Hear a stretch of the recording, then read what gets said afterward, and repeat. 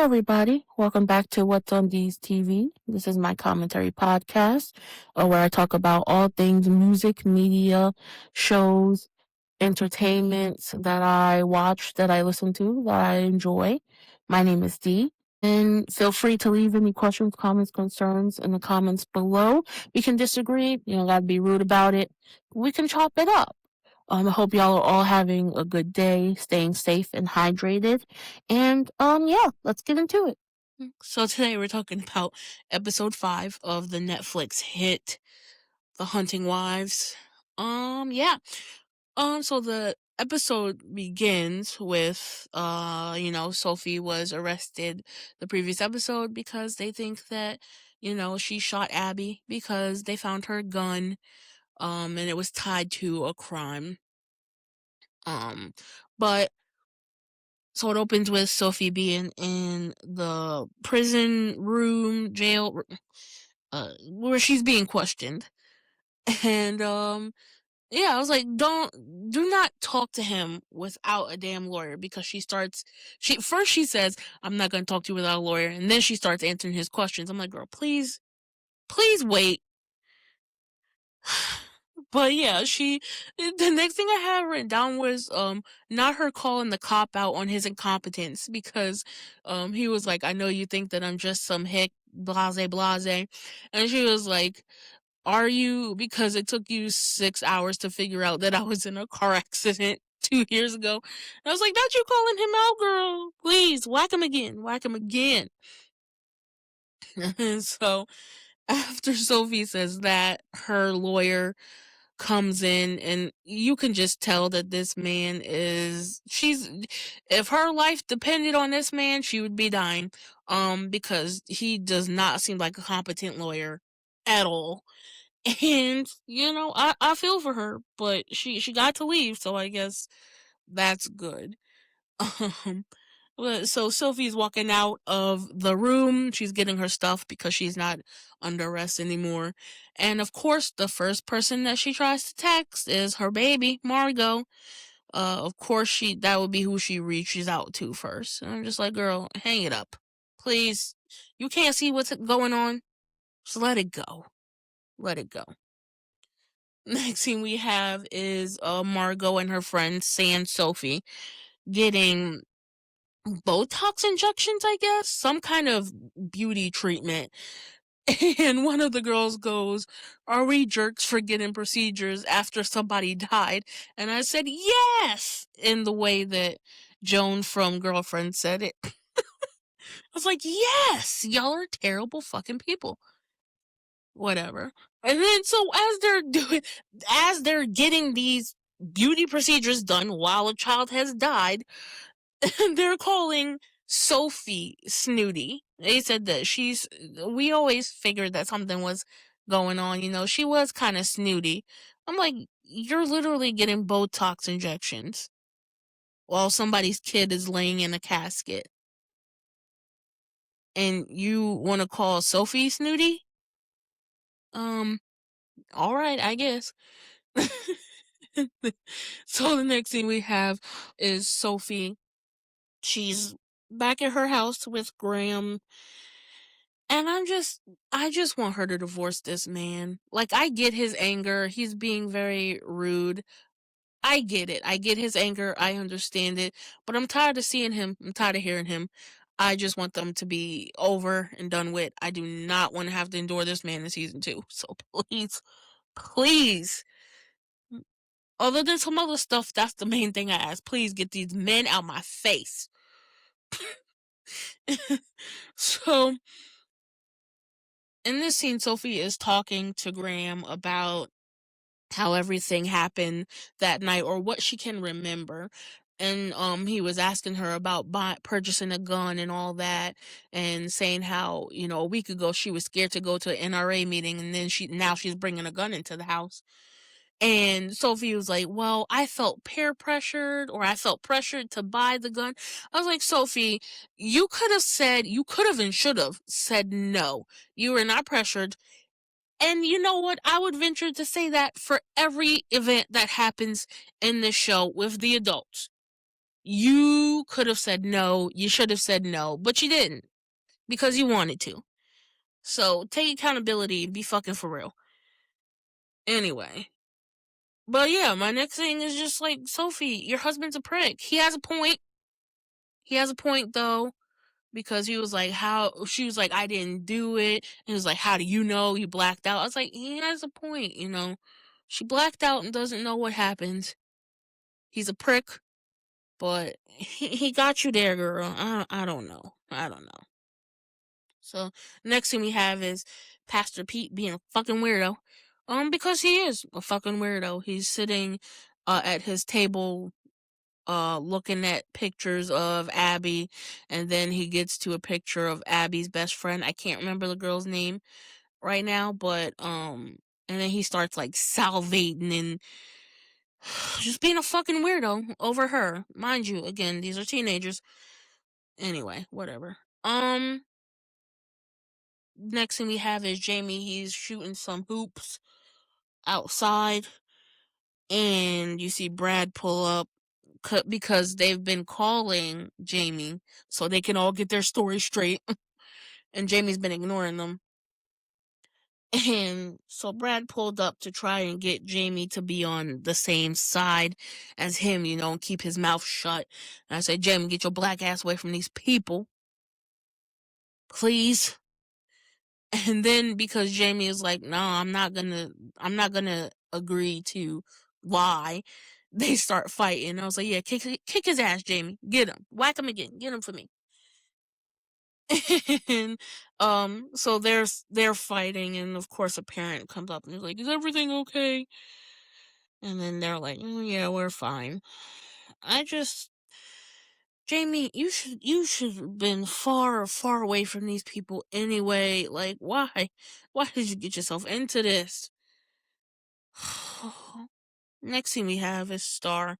She's at the church where the wake is going to be happening. Um and I think it's called, listen, I've been to only one funeral in my entire life. I don't know the names. I think there's like a viewing or showing viewing and then like the burial.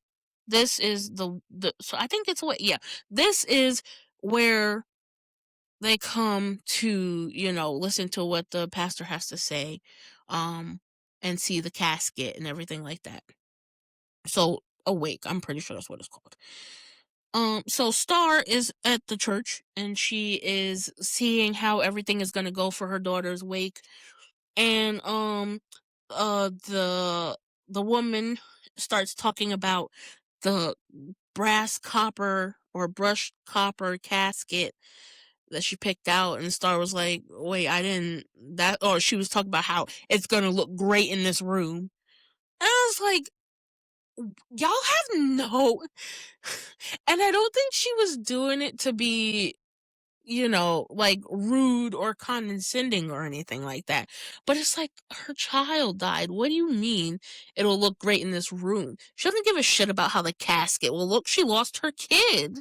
Like, I just, and she was so like, yeah, it'll look great in this room. I was like, girl, where y'all are just terrible people. Um, so yeah, she was telling her about the copper casket will look perfect, and Star was like, I didn't pick. That's not what I picked out. And the lady was like, oh, don't worry, it's been comped, it's been taken care of. And you see Star, she's like, what the like the look on her face is like, what the fuck? And I was like, yeah, girl, what the fuck? Because no.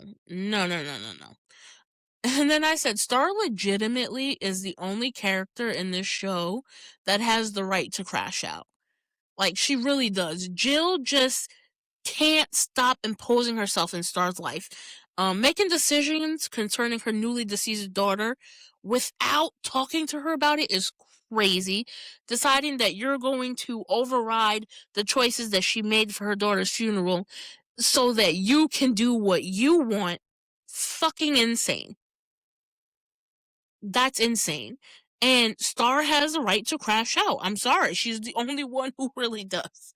So I'm with Star all the way. Whatever she want to do, I get it. Do it, girl. Whatever. That would have been. Oh, I would have been livid. Anyway, so yeah, I see why she went to her house and was like cussing her out and being like, "Hey, step the fuck back and leave me alone." I get it. I get it. Is she gonna listen? No, because Jill is hard headed as fuck. But sometimes you gotta learn stuff.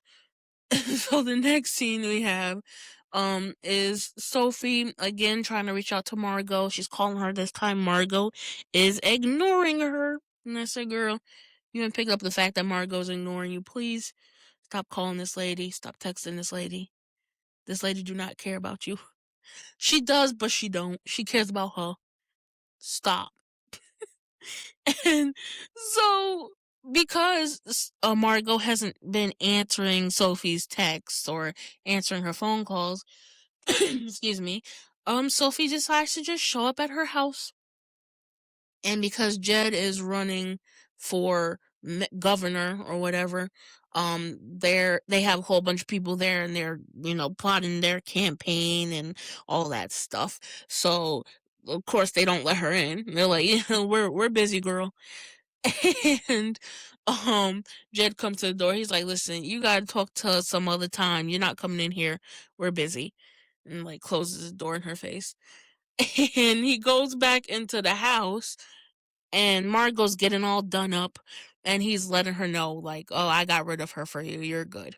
And she's like, thank you. I was just like, Margot, you are a true piece of shit. You know that? You really, really, truly are. And I, mm-hmm, no, yeah, hate. I hate Margot, just like I hate most of the people in this show. But you gotta kind of respect it. Like, I don't know. For you to be that self-centered, that manipulative, that worried about yourself and yourself only, you will throw anybody under the bus no matter what, is crazy.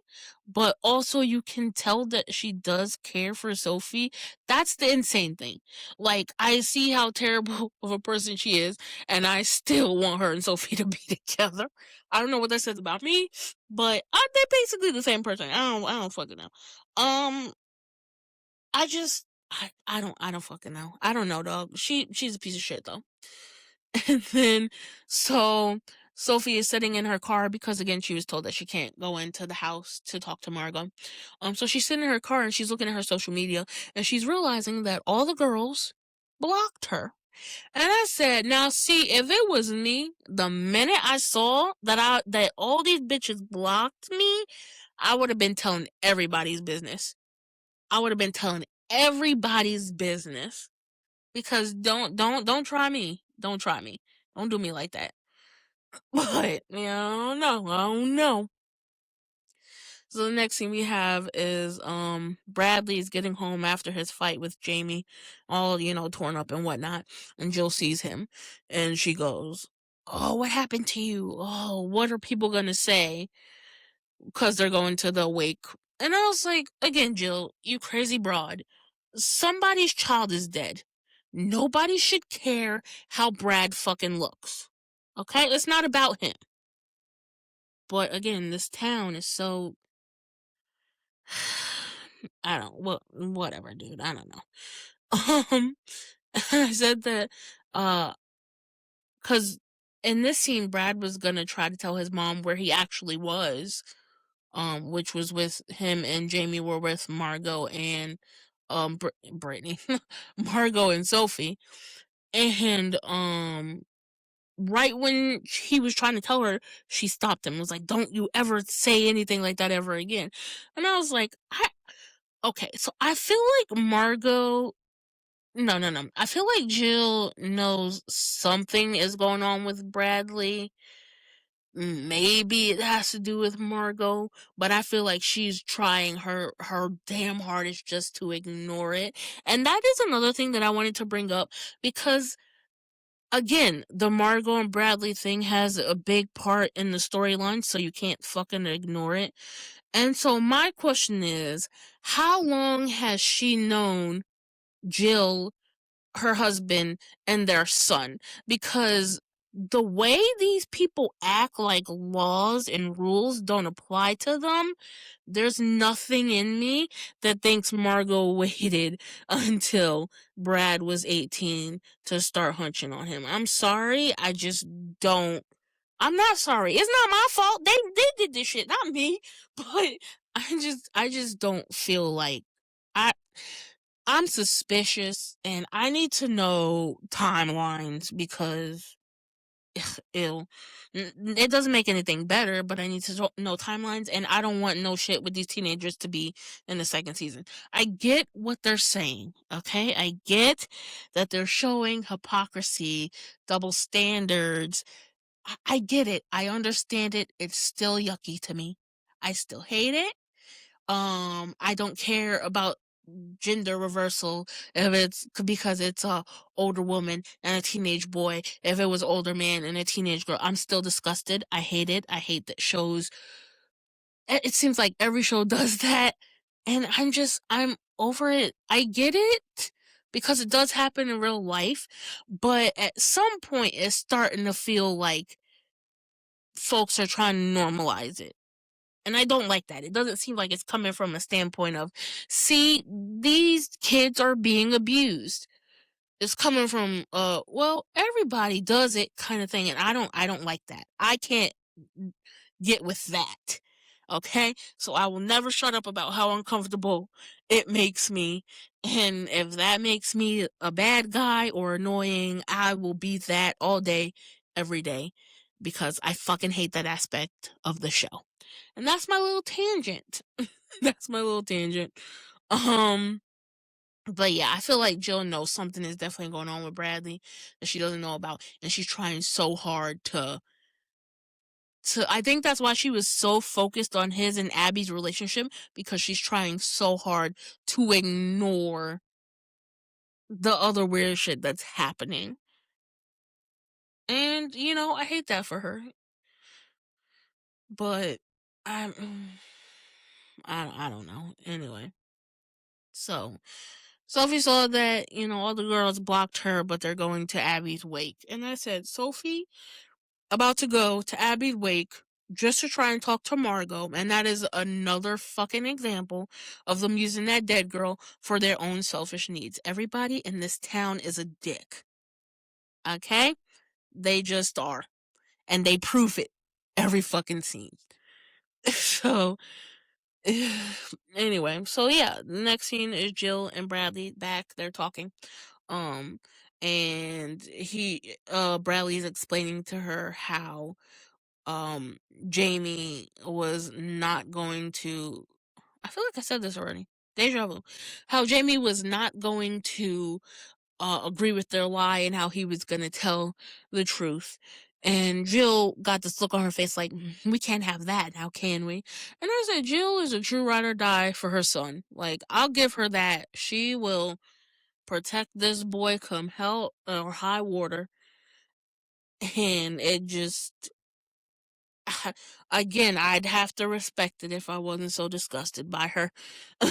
So Jill decides to go talk to Jamie because she's like, well, surely I can convince him to keep his mouth shut and agree with what we said. And she did that by, waving his future in his face. Or, well, he was complaining about how he doesn't have a future. Brad does. He has to stay in town. And Jill was like, well, we can fix that. And, decide to do her manipulative shit.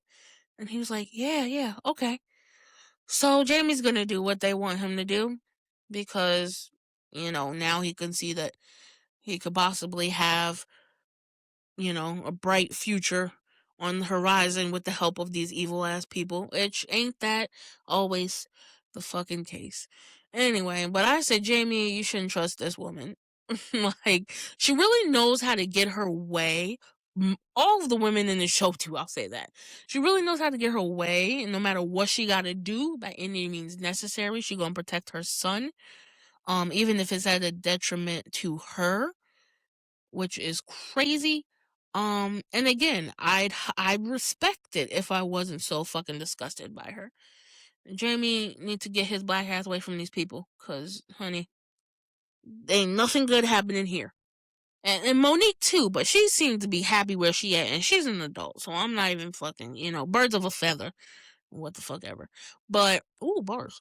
Um, the next scene we have is Margot decides to go down to the station and answer questions as well, because Sophie said that she and Margot were at her house the whole night. Even though she blacked out, she said that they were at the house the whole night together. Conveniently, didn't mention the boys, keeping them safe, which okay. Um, but so Margot's telling them what's happening, lying. She's telling them what's happening, and she goes, I took a Xanax recreationally. Like, I'm not proud of it, but I took a Xanax recreationally. As if that's the worst thing you've done, girl. I was like, really? Really, bitch? The Xanax is. Anyway. But yeah, so Margot then begins to explain how she left that night to go handle a medical emergency with her brother. And I mean, at this point in the show, that could be true. We don't know, because we have them partying, doing drugs, drinking, Sophie passing out, and then waking up on the dock and nobody else was in the cabin. So we don't know if that's true or not, that they were together the whole night, or if she left. We don't fucking know. But the cops say that they went and checked it, and yeah, she was handling a family emergency or something.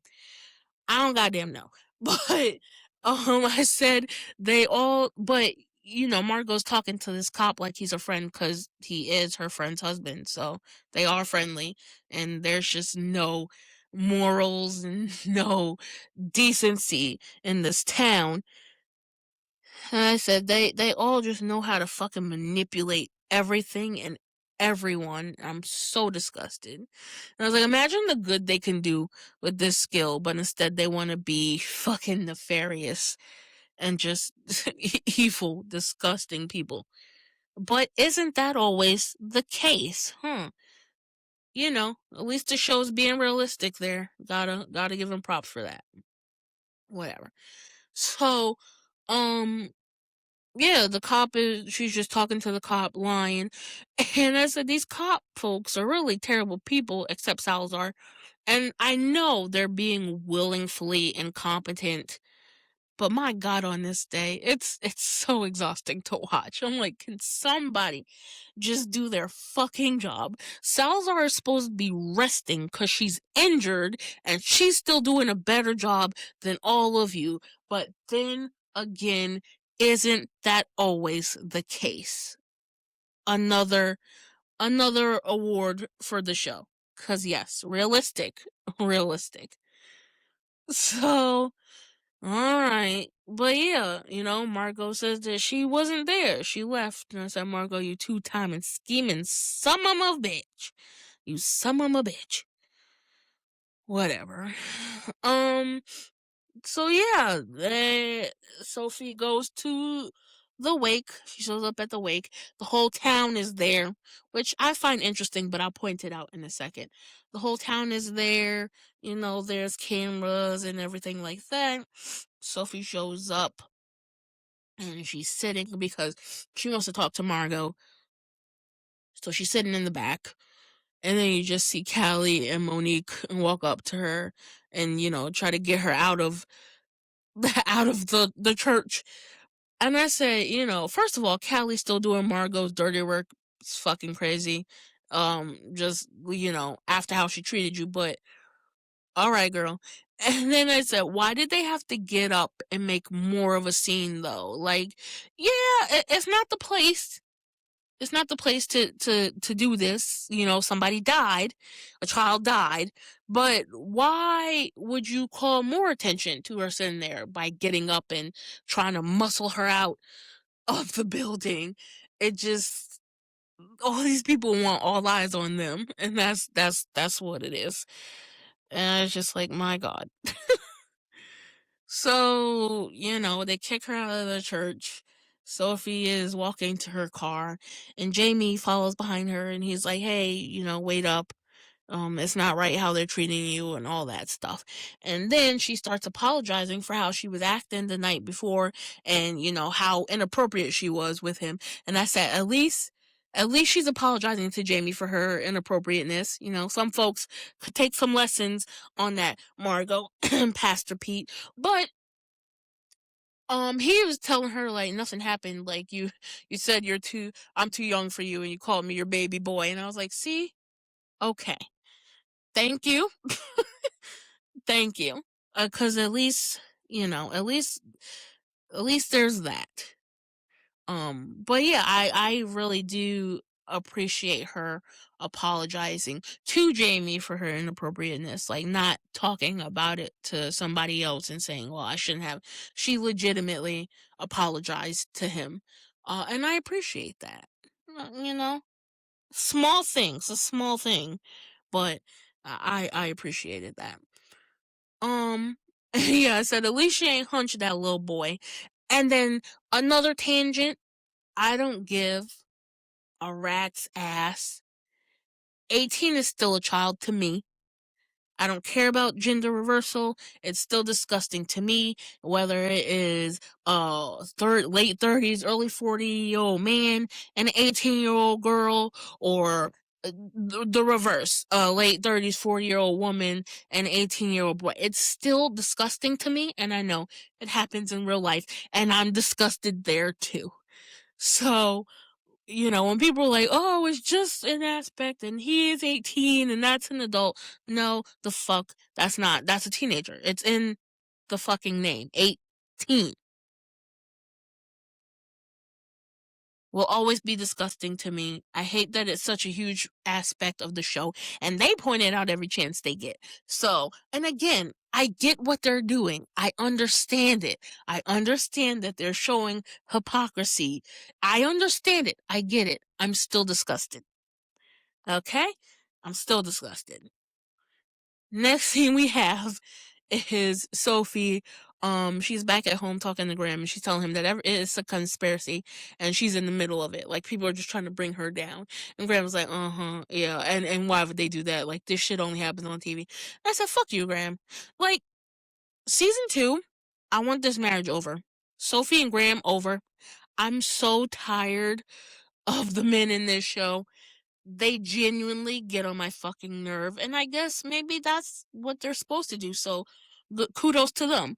But I'm so annoyed by every man in this show, and uh, whatever. He's a terrible husband. He's a terrible person, and but she is too. So I guess match made in hell. I don't want them to be married in season 2 though. Like, please. I think this marriage has run its course. I'm over it. Please, please. So while they're talking and Graham's being a dick, Salazar and the other detective show up because they want to talk to Sophie because of course Margot lied, or maybe she didn't lie. I don't know. Margot had a different telling of events than Sophie. So they're talking to her and they're telling her, listen, tell us right now what really happened. And Sophie's like, honestly, I don't know. I passed out. Um, I didn't do this. I didn't know that girl. All that, all the things. And Salazar was like, listen, you look guilty as fuck. I don't think you did it though. And I was like, I like Salazar. I like her realness. And again, she seems to be the only one in this town that has some kind of morals and knows even a little bit about her fucking job, because it doesn't seem like anybody else does. So I get it.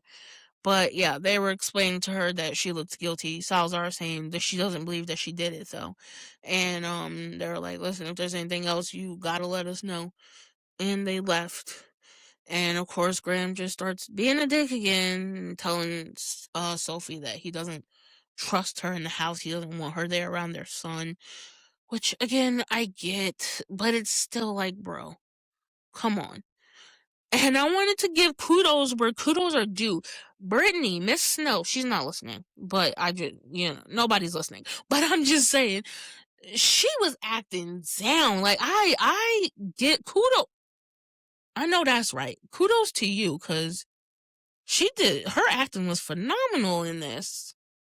And I mean, I always thought that she was a good actor. I never thought she was a bad actor, but her acting just really blew me away in this, girl. I know that's right. Um, I know that's right. But yeah, so Graham is talking to Sophie, and I'm like, I get his frustration. I understand it. I do. But I'm just over this relationship. And again, not for nothing, I keep forgetting that they have a son. I keep forgetting that they have a boy. Um, so I was gonna say I wish she would just leave him and never talk to him, but then, they have a kid together. So they stuck together no matter what, but they don't need to be in a relationship. I don't know. Please just, I'm over it. But so yeah, another thing that I noticed, because I wrote it down, I was like, hold on a damn minute.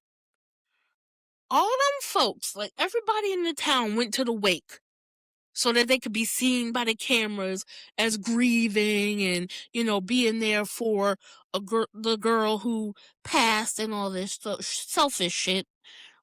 But only like 10 people went to the actual funeral. And it was her family. I was like, that's fucking great. It was her family. And other than the pastor, it was her best friend.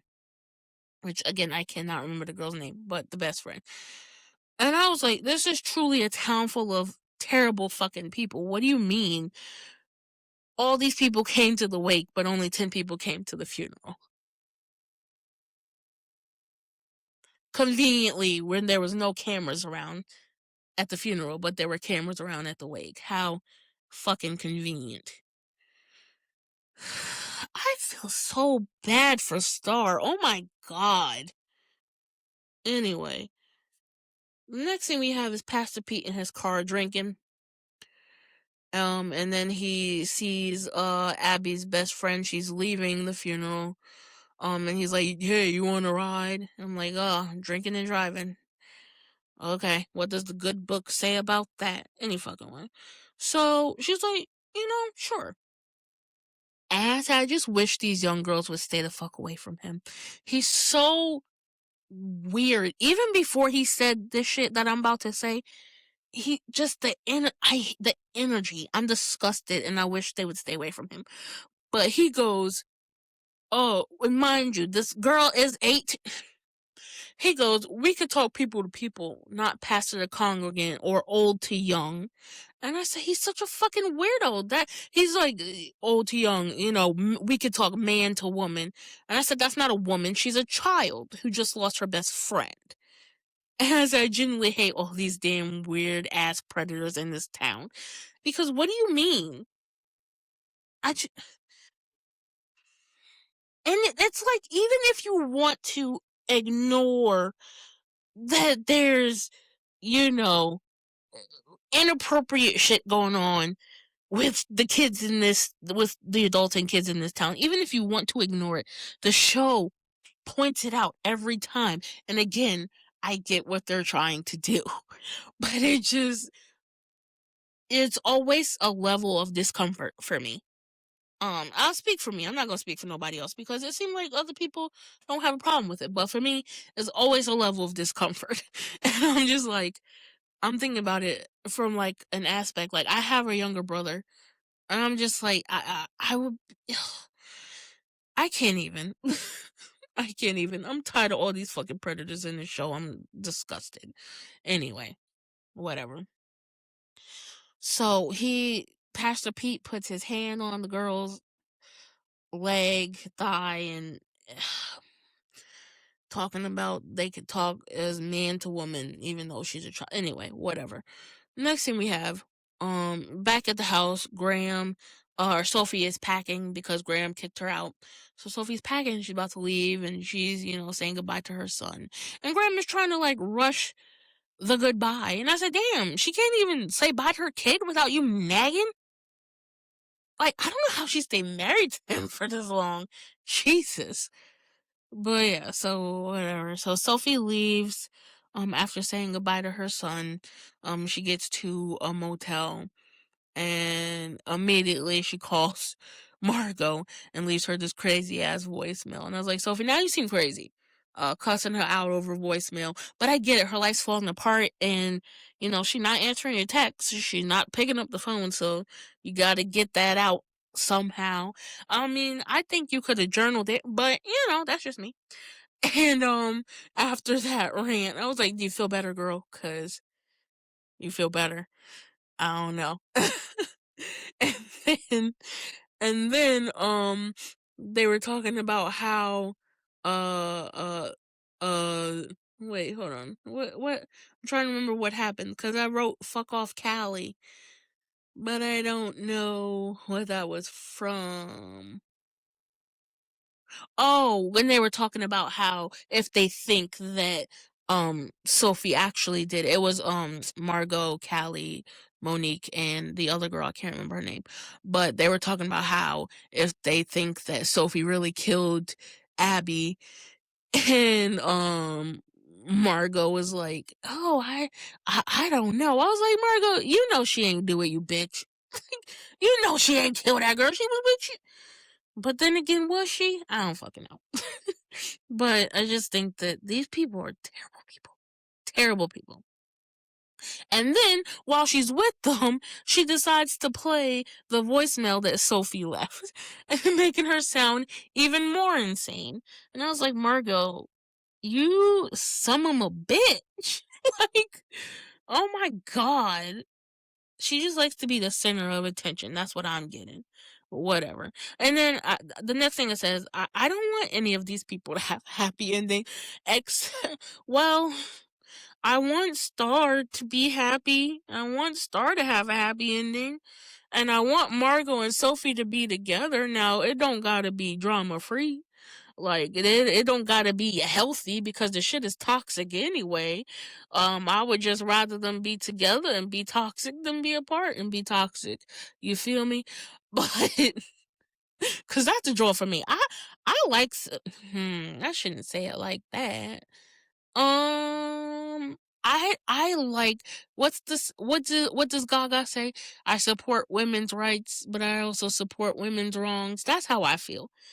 I support sapphic rights, but I also support sapphic wrongs. And I just want them to be together. They have really good chemistry. So, next season, just let them be a couple. Let's see how that goes. Now, again, I don't know how the boy, because I keep forgetting that she has a son. They'll figure that out, but I do want Margot and Sophie together. Anyway, but yeah, other than that, I don't want none of these people to have a happy ending. And then the next thing we have is, Sophie, she's sitting in her motel room and Jed's ex-wife calls her. And I said, now how the hell did Jed's ex-wife get Sophie's number? That's fascinating. But she calls her to give her the little scoop on Margot and, that whole friend group and everything that's happening. And she starts talking about Margot's brother. And I said, "Oh, Margot's elusive brother is behind it, huh?" And I said, "No, that's too easy. That's too easy."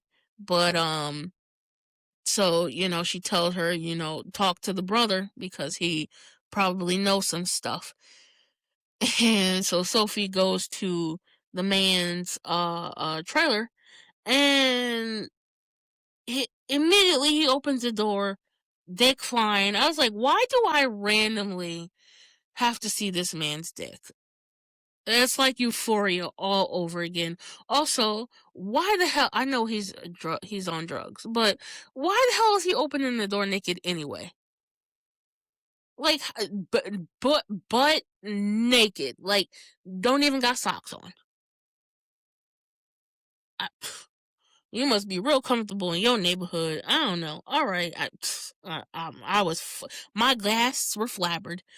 But yeah, so that's how it ends. He opens the door and he's like hella suspicious because he's high, and he has like a gun to her face, to Sophie's face, and again naked, everything out. And he grabs her and pulls her in to the trailer. And that's how it ends. And my last note, I was like, next season better be hella sapphic. Like, all this shit they making me suffer through, it better be hella sapphic. Just women on women on women on women. I need it.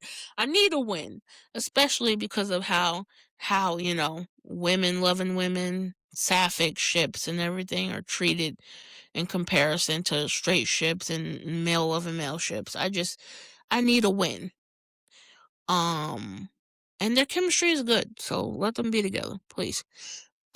But yeah, I this episode stressed me out. Like, I was just thinking about how terrible I felt for Star the entire time, how terrible these people are, how much they do not care about anybody but themselves, and just like a girl died. A girl died, and this is what they doing. But yeah, I enjoyed the episode. It stressed me the fuck out, but I enjoyed it.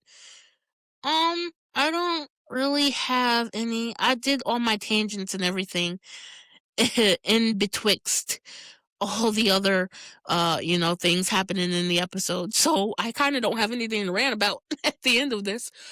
Um I hope that y'all are let me know what y'all think. Let me know, how y'all feel. Again, we could disagree. We don't gotta be dicks about it. I'm not gonna be a dick about it. Just tell me what you think. Tell me how you feel. And we could chop it up. But yeah, I hope that y'all are staying safe, staying cool or warm wherever you are, staying hydrated. I hope that y'all are having a good new year. And just, being hopeful and positive and being kind to each other, to yourselves, to your loved ones.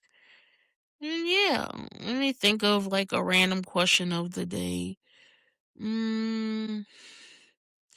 What is something that you don't usually do that you want to try in the new year?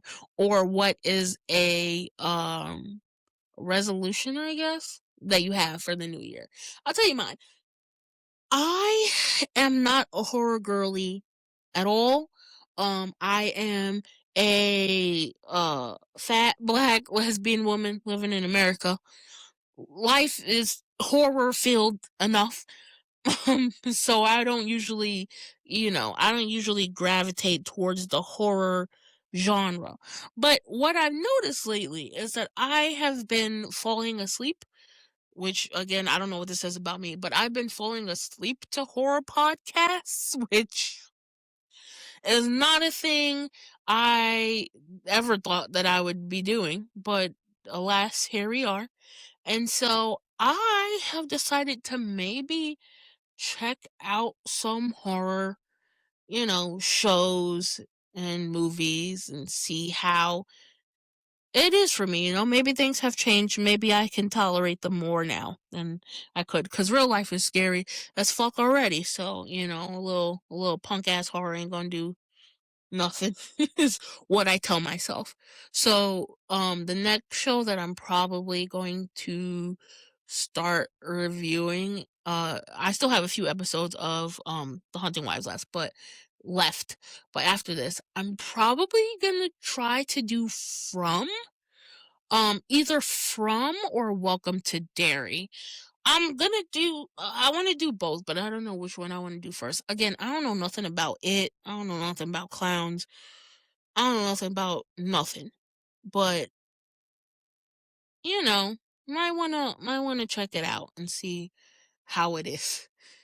And yeah. So that's my resolution, is to try to watch genres and stuff that I usually, say nah to, and see if my tastes have changed.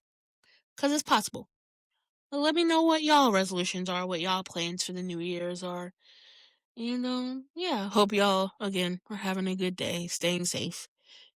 And I will catch y'all in the next one. Thank you for listening.